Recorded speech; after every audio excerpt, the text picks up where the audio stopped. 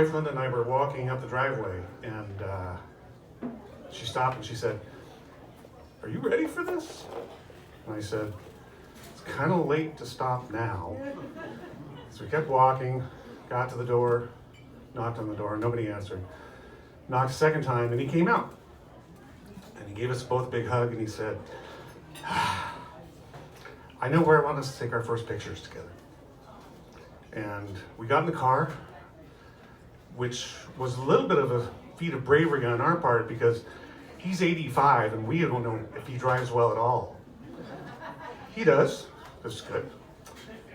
So we drove to a minor league baseball stadium. He said, "I know that you like baseball and I want us to take our first pictures there in front of the Bowie Bay Sox minor league baseball team." And then he reached back and behind the seat, grabbed a bag, handed it to me.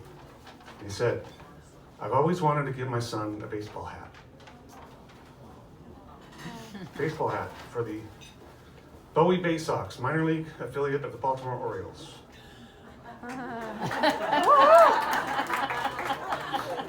Clearly, he doesn't know my head size. But he is my birth father. We met last year in October for the very first time. I should back up a little bit because some of you don't know the whole story. I was adopted, and in 2009, I found my birth mother. I told that story actually here on this stage, the Long Beach Community Theater. And she didn't know anything about who my father was, so that part kept empty. Until I took a 23andMe DNA test last year. And the first thing I found out is that I have a first cousin once removed who lives here in Long Beach, and I looked her up on Facebook. We have 10 mutual friends, including the mayor. So we connect, and we start talking, and it's clear that she's on my father's side of my family tree. So we did some sleuthing, and she had, her father had 6 siblings, so one of those 6 siblings had a child that is my father. We narrowed it down to 2 possible candidates, and as it turns out, one of them said he would take the DNA test. Then, one day, I was looking at the 23andMe DNA test on my app on my phone, and it all of a sudden showed that I have a niece, which is impossible because my sister, my half-sister, doesn't have any kids. I don't have any kids. I asked my mother's husband, "Did she give up a second child for adoption?"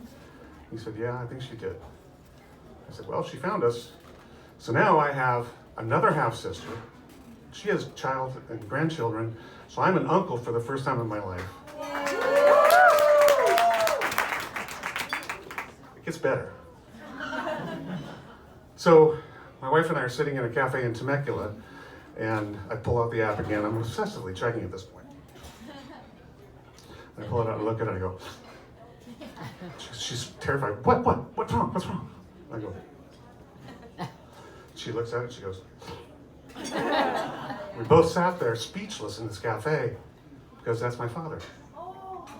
He comes up, the man who took the test is my father.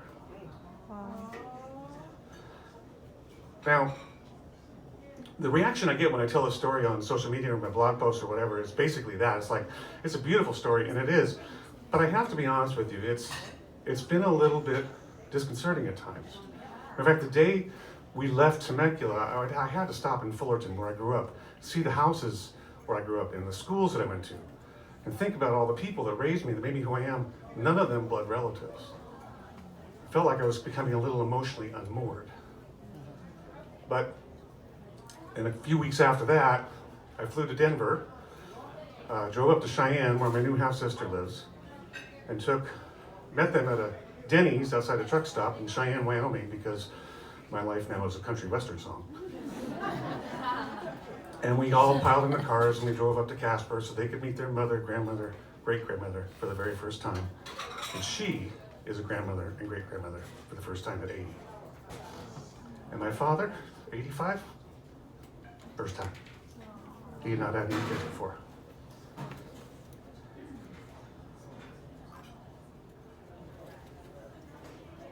Lost my train of thought.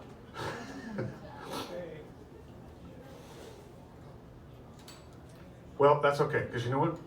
I think I'm just going to tell you. Oh, I remember now. Sarah, my sister, posted on her Facebook page afterwards that you can't choose your family, but you can choose to love them. And I thought that was so beautiful, and it was right, because when our mother gave us both up for adoption, she did it because it was the only thing she could do to save us. She was single and in a horrible position. And it was love when two families, one in Denver who moved to Colorado and another in Wyoming, adopted two children and raised them as their own. And it was love when I found my father. I often process this stuff through my songwriting. So if it's okay with you, I'm going to share one with you.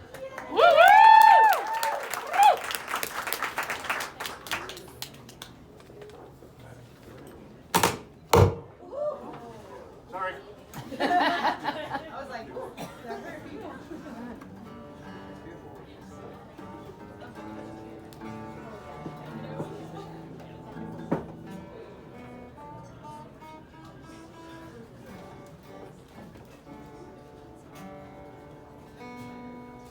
This doesn't count to my time.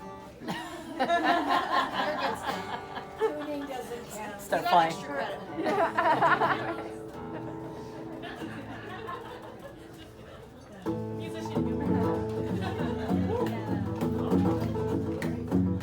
I want to remind you before I start that my father and my sisters never knew I even existed. My mother, if my daddy knew that I existed, would he say out loud my name? Would he take me to a game? And would I ever be the same? If my sisters knew that I existed, would they poke me in the eye? Would they try to make me cry? And would I love them by and by? I'm the only one who knows what I know. I'm the only one who reaps the seeds I sow. And if you know that I'm the one who figured it out, then you know that I am changed without a doubt. Yes, my mama knew that I existed. Did she put up an APB? Did she ever look for me? And did she know how happy I would be? I'm the only one who knows what I know. I'm the only one who reaps the seeds I sow. And if you know that I'm the one who figured it out, then you know that I am changed without a doubt.